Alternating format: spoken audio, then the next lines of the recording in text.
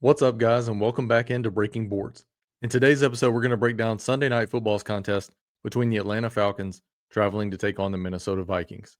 This game total is currently sitting at 44.5, with Minnesota giving up 3.5 points to Atlanta. Minnesota's sitting at a 23.5 implied team total, and Atlanta is sitting at 20.5. Glad you guys could be here to join me for the video. Hope you get something out of the content. If you do, drop a like on the video. Subscribe to the channel. We're going to be dropping NFL content all the way throughout the NFL season and throughout the offseason.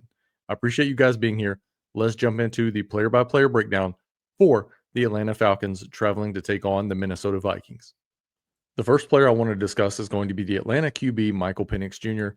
He is currently priced at $9,600 in the flex for Sunday night. He'll be taking on a Minnesota defense that was top 5 in the NFL for opposing QBs in 2024, but they did allow 20 fantasy points to Jordan Love in week number 1. I think Michael Penix is a fine option in this spot. I'll look to be about minus 6% on the field in the captain spot, as he's not one of my preferred captains, which we will get to those guys later. And I prefer to be about 6% over the field in the flex spot on Michael Penix. Currently, I have him projected for 16.23 fantasy points.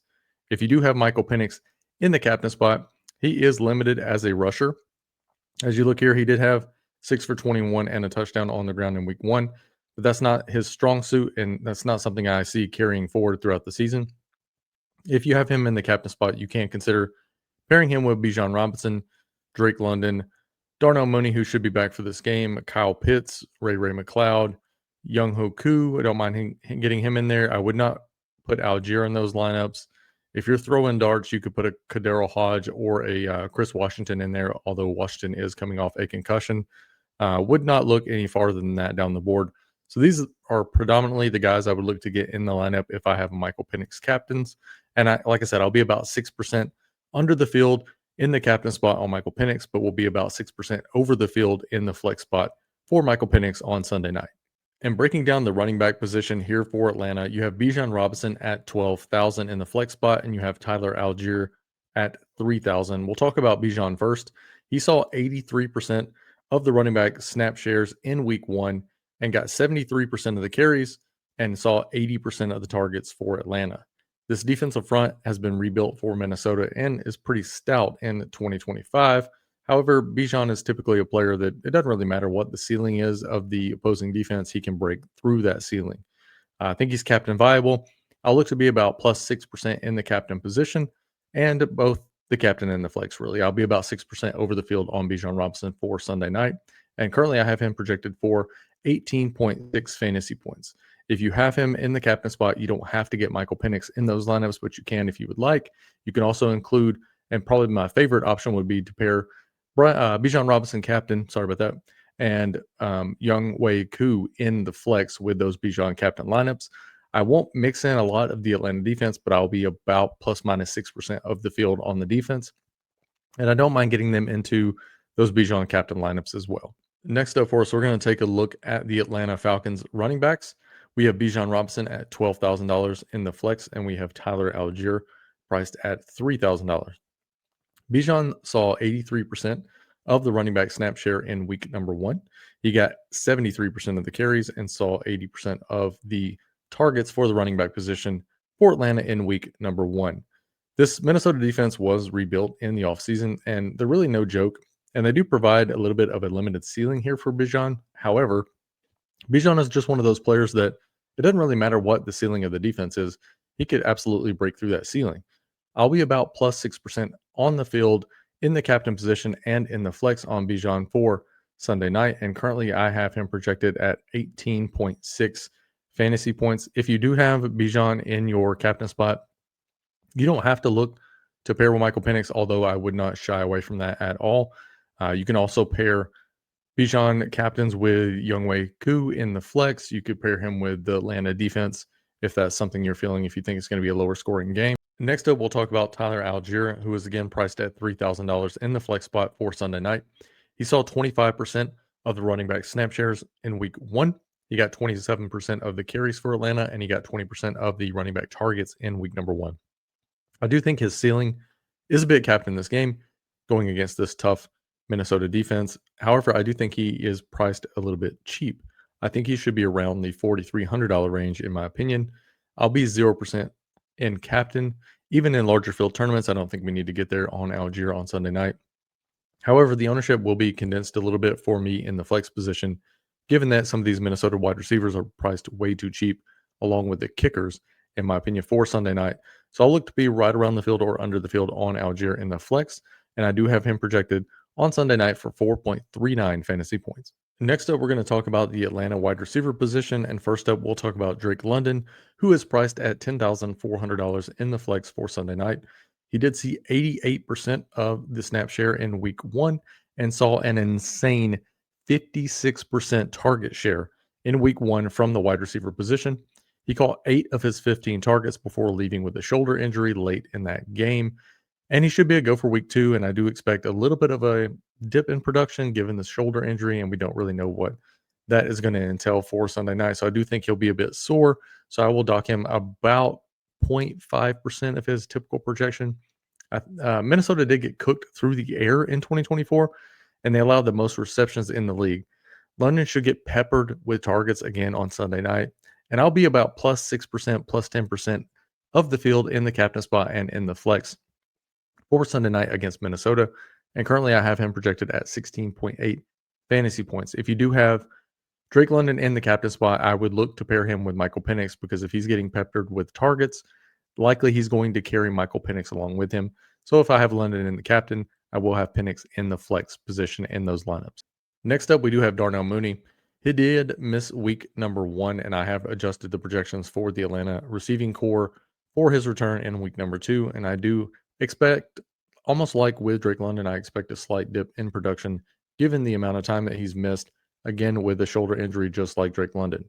He has logged multiple limited practices in a row, and I do expect him to be back for week 2. I will envision him seeing his regular snap share if he does play Sunday night. And he is in a great matchup here against Minnesota, who again got cooked through the air in 2024. I'll look to be around about the field on him in the flex or slightly under. And in large field tournaments, I will have him in the captain spot at maybe 1 or 2% of those lineups. And I have him projected on Sunday night for 9.9 fantasy points. If you do have a captain lineup in those larger field tournaments, again, you want to have Michael Penix paired alongside Darnell Mooney, as he has no rushing floor upside. Next up, we have Ray McCloud priced at $5,400 in the flex, who saw a 72% snap share in week number 1. And I don't expect that to change much here with the return of Mooney for Ray McCloud, as I do think he is the wide receiver 3. I will deduct about 10% of his snap share. In that, I think he does split with Chris Washington, who we'll talk about here in a second, who saw a massive snap share in week number 1. Ray did see 18% of the target share in week 1, and he saw 21% of the receptions from the wide receiver position in that week 1 matchup. He has the same great matchup that London had, that Darnell Mooney had. I won't have any captain ownership on Ray McCloud, even in my larger field tournaments, but I will look to match the field in the flex position on Ray for Sunday night. And I have him currently projected at 4.62 fantasy points. Next up, we're going to take a look at Chris Washington, who is priced at $2,000 in the flex position. He saw a staggering 95% snap share in week number 1. He actually led the team at the wide receiver position for snap share in week 1, in that Drake London had to leave with that injury late.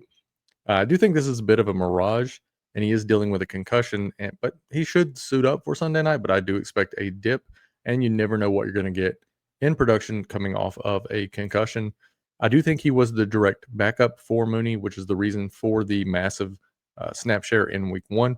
With Mooney's return, I think Washington will look to mix in and split a little bit of time with Ray McCloud in 3 wide receiver sets.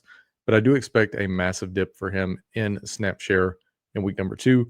And currently I have him projected at 2.98 fantasy points. The last Atlanta wide receiver we're going to talk about is going to be Kadero Hodge, and he is priced at $1,600 for Sunday night's contest. I do think he's a bit overly expensive here for me, given that he has no ceiling, and I do think he maybe sees 1 target Sunday night. If we're going to take shots here, I have a guy later that I think you can take shots on at much cheaper. Kadero Hodge will be someone I will mix in very, very large field tournaments. I don't want more than 1 or 2% even in those larger field tournaments. Next up, we're going to take a look at the Atlanta tight end situation. We have Kyle Pitts priced at $5,800 in the flex for Sunday night. Pitts had a very decent week 1 matchup, and given that, he did see 89% of the tight end target share for week number 1 and 100% of the tight end receptions for Atlanta. Taking on this middle of the road tight end defense for Minnesota, I will have less Pitts than I had last week on the main slate, which I did have quite a bit of him last week in week 1's matchup. And I'll look to match the field on him in week number 2. And I'll be around 1 to 3% in the captain spot in the millionaire contest for Sunday night. He should be priced at about 6,800 in my opinion. I do think a lot of these guys are priced down early in the season. And I do have Kyle Pitts currently projected at 9.5 fantasy points. And his league mate here or teammate is Charlie Warner, and he's priced at $600 in the flex position for Sunday night. I think this is just a dart throw in massive GPPs. He did have a 42% snap share in week 1, and he did see 1 target. But predominantly, Warner is an inline blocking tight end. I think 1 target's about what you're going to see from him every 2 to 3 weeks. So if that's someone you want to throw in those large field contests and hope that he falls into the box, if he does, he'll be on the optimal, but chances are he will not. He'll be somebody I'll mix in, but I will not look to be over the field on Charlie Warner for Sunday night's contest. Next up, we're going to talk about the Atlanta Falcons kicker and defense position.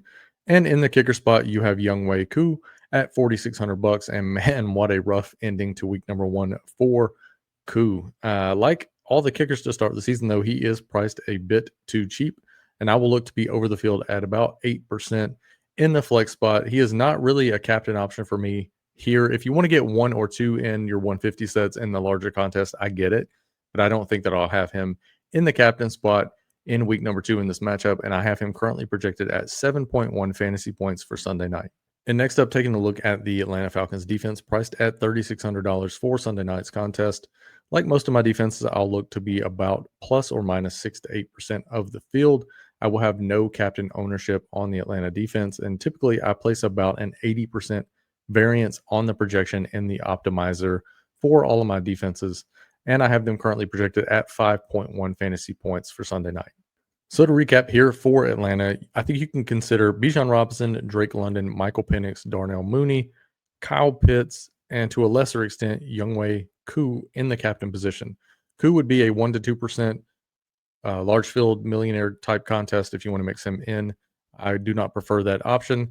Kyle Pitts is someone that I will mix in as well. I'll look to be about 2 or 3% on him in my 150 sets. Wouldn't be a small field guy for me in the captain spot, but if you do have him in the captain spot, you're going to want to pair him along with Michael Penix Jr. Darnell Mooney is someone that I won't get in the captain spot in small fields, but will look to be 2 to 4% on him in larger field tournaments. Given that he does have some upside if truly healthy, my fear is that he may not be 100%, but he might be 90%. And 90% of Darnell Mooney, there's a lot of guys on this slate that I just think they have a much higher ceiling. So I will look to match, or I'm sorry, not match, but I'll look to be 2 to 3% on him in large field tournaments in the captain spot. In those lineups, I do think you want to make sure that you have Michael Penix in the flex. In that, Darnell Mooney has very limited rushing upside. If you have Penix in the flex, you're going to want to pair him with at least 2 pass catchers as he is limited on the ground. He did have a rushing touchdown in week number 1, but that's not something I project moving forward. And in this matchup, I don't think he gets a rushing touchdown. Could he? Sure. Not something I'm going to plan for.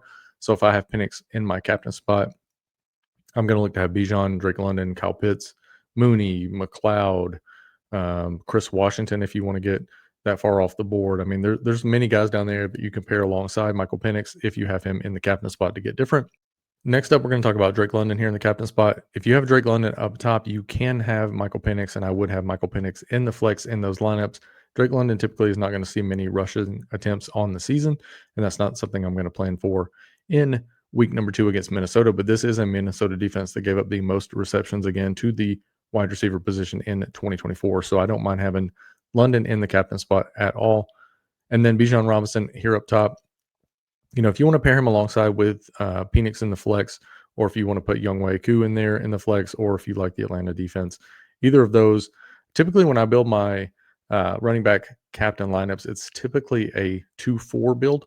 I'll have the running back and either quarterback, kicker, defense, and then I'll look to have 4 guys coming back on the other side for Minnesota.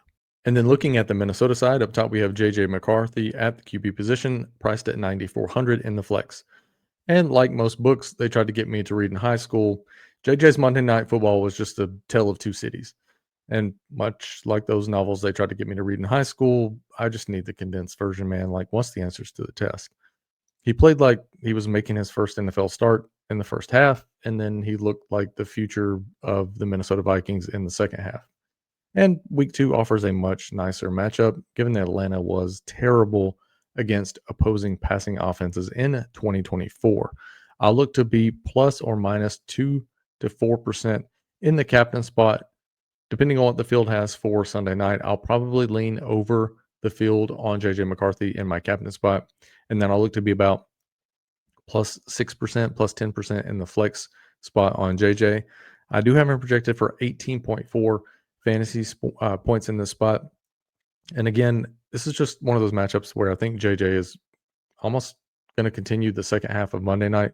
And I don't want to say a breakout party is on the rise here in week number 2, but I do think that there is going to be ample opportunity for him to succeed in week number 2.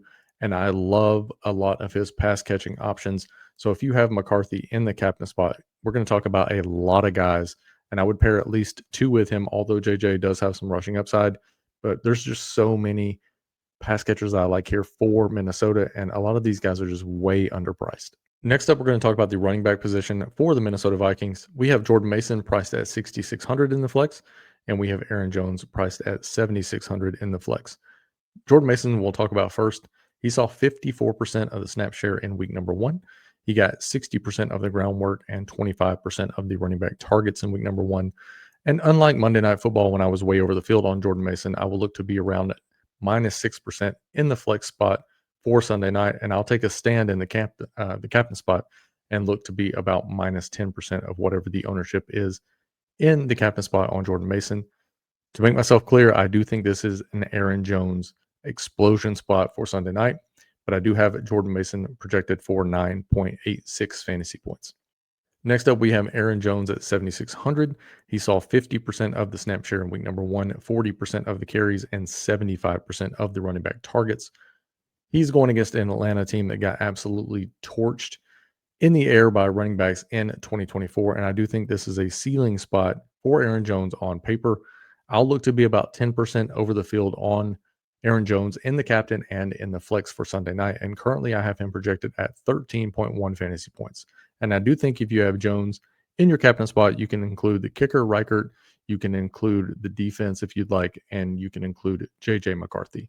And typically, again, with my running back builds, I would look to be 2 players from Minnesota. So Aaron Jones captain, along with those guys we just mentioned in the flex. And then you can also include Justin Jefferson or a couple of these pass catchers that we're going to talk about here in a second if you want to mix those guys in the flex in your Aaron Jones lineups. But it's typically a 2-4 build for me, 2 Minnesota, 4 Atlanta if I'm building with a running back captain for Minnesota. Next up, we're going to talk about the Minnesota wide receiving core. We have Justin Jefferson priced at 11.8 in the flex. And there's not much to say here about Justin Jefferson other than you have arguably the best wide receiver in football, and he's in the best on-paper matchup in football in a primetime game. I'm just going to be over the field on JJ in the captain spot and in the flex. I will look to limit some of my other captains, such as Michael Penix or Jordan Mason, to try to get more Justin Jefferson in my captain spot. And for small field tournaments, Justin Jefferson would be my number 1 option for the captain spot in smaller fields. And currently, I do have a projection on Justin Jefferson at 20.14 Sunday night's contest. Next up, we have Jalen Naylor priced at $4,000 in the flex spot. He did see 88% of the snap share in week 1, and his price is just too low given the opportunity in the matchup. And I'll look to be way over the field on Naylor. I'm going to be 8 or 10% over the field in large field GPPs, and I'll look to have about 1 to 2% of Naylor in the captain in the Millionaire Maker. And if he's someone who falls into your smaller field flex spots, I don't mind that at all. I would put a projection on Jalen Naylor for Sunday night at around 8.7 fantasy points. Next up, we have Adam Thielen priced at 4,800, and much just like we just talked about with Jalen Naylor, he did see 57% of the snap share for Minnesota in week 1, and this is an early season older wide receiver who is a possession wide receiver who's in the best matchup in football on paper for wide receivers on a PPR site. I think he's just priced too cheap. I think he should be around 6,600. I'll look to be around plus 8, 10% of the field in the flex spot on Adam Thielen, and I'll even consider him again, just like with Naylor, 1 to 2% in the millionaire maker in the captain spot. And if you do have either one of those guys in your captain spot, please ensure that you have JJ McCarthy in the flex. And I do have Adam Thielen projected for 9.3 fantasy points for Sunday night's contest. And to close out wide receiver, we have two dart throws here. We have Tim Jones priced at 200, and we have Miles Price priced at 200. Talking about Tim Jones first, 281-330-8004. Hit Tim Jones up on the low because Tim Jones is just no. We're not going to be playing him unless he's absolutely a dart throw. And if I can get all of my other studs in a lineup and I expect to get a 0 from Tim Jones, if the lineup just happens to fall that way and I actually like it, I don't mind it. But just know that you're probably going to get a 0 from Tim Jones. And talking about $200 wide receivers for Minnesota, the kick returner and punt returner, Miles Price, looked absolutely like a playmaker in week number 1, and he would be the much preferred option to that of Tim Jones. So if I'm going to go with a $200 wide receiver for Minnesota, it's going to be Miles Price, and I'm not going to be calling Mike Jones. Next up, we have the tight end spot here for Minnesota. We have TJ Hockenson priced at 6,200. He did see 80% of the snap share at the tight end position in week 1, got 7 looks and caught 5 of those. And this is a mid-level matchup with Atlanta. And I'll look to match the field in the captain spot and in the flex on Hockenson. I will bump Hawk's projection about 1.69% for the blatant disregard for the absolutely nut fantasy team name that we all missed out on. I would have taken Hockenson at the 1-1 and Tua with the 2-1 in all of my fantasy drafts if I had to redo this, because I feel like the Hawk Tua team name is just legendary and we all missed out on that. And for that, I will be bumping TJ Hawkinson's projection on Sunday night. Now, I will be, like I said, about the field on him, and I do have him projected for 10.5 fantasy points for Sunday night against Atlanta. Next up, we have Josh Oliver at 2,400, and he saw a 48% snap share in week number 1. Pricing here will force me to be underweight on Oliver, given that I like those Minnesota receivers that we talked about in that 4K range, the Thielens, the Naylors, and the kicker, way more than I like Josh Oliver on DraftKings. And I'll look to be severely underweight the field on him, and I'll have no Josh Oliver in my captain spot, and I do have him currently projected at 2.5 fantasy points. And then we have Ben, not really sure how to say this last name, so I'm not even going to try it. We're just going to call him Ben Y. He's $200, and he is the tight end 3 for Minnesota, and absolutely just a dart throw that you would need to hit from across the room. I do much prefer Miles Price at $200 for Minnesota. And next up, we have Will Reichard at $5,000, and then we have the Minnesota defense as well. Now, you have Reichard. He's in a dome, in a great matchup, should be a high-scoring game. Both teams should be in the 20-plus point range, and Reichard's just too cheap at $5,000. I'll look to be around 1 to 2% in the captain spot in the millionaire contest, and then I'll be about 10% over the field in the flex on Will Reichard. And currently, I have him projected at 9.6 fantasy points. And then the defense, I'll look to be plus or minus 6%, just depending on how I'm feeling Sunday night. I'll have no captain ownership on Minnesota's defense, and I currently have them projected at 7.1 fantasy points. That's going to do it for tonight's breakdown of the Atlanta Falcons traveling to take on Minnesota Vikings for Sunday Night Football. I hope you got something out of the content. If you did, please drop a like and subscribe to the channel. Quite a few guys and ladies out there watching the channel that have not subscribed. About 96% of you guys are watching the video predominantly all the way through and not subscribing to the channel. Doesn't take much from you guys. Just get the subscribe button going here, and then every time that I put out a video breaking down any showdown contest or main slate contest, you'll get a notification. If you want to check out the video, cool. If you have time, great. If not, I get it. Just hit decline on watching the video and check out the next one. But at least you'll know when I'm dropping content. I appreciate all that you guys are doing for the channel. I appreciate growing alongside you, and hopefully you guys take down the Millionaire Tournament on Sunday Night Football over on DraftKings. Thanks for being here, and we'll see you guys next time.